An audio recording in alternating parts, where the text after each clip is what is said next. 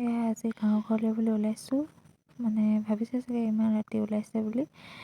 ৰাতি যোৱা কাৰণটো হৈছে সৰু বেটি গাটো বেয়া মানে।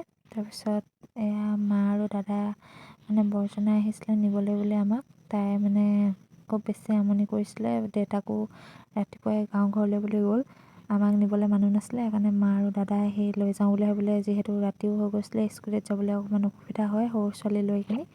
এয়া মা দাদা আহি পালেহি, আমি আহি আছোঁ। তাৰপিছত মা এফালে কিবা এটা লৈ লওঁ বুলি নামি গৈছে আৰু এয়া বেটি শুই আছে।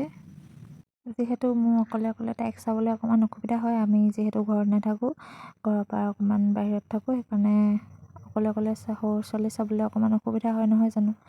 সেইকাৰণে মাহঁতে মাতি পঠিয়ালে আৰু।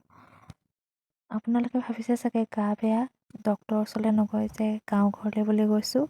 কথাটো হৈছে যে সৰু সৰু গুটি গুটি ওলাইছে। মই ভাবিছিলোঁ মোমাই গুটি বুলি, মোমাই গুটি নহয় বোলে। বসন্ত দেখা দিছে সৰু সৰুকৈ।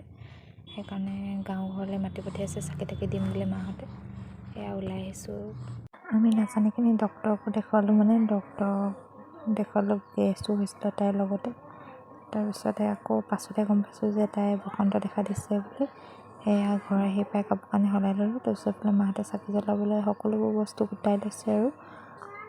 মই যিহেতু নিয়মবোৰ নাজানো, গোপিনী মাতি কিনি চাকি তাকি জ্বলাব আৰু।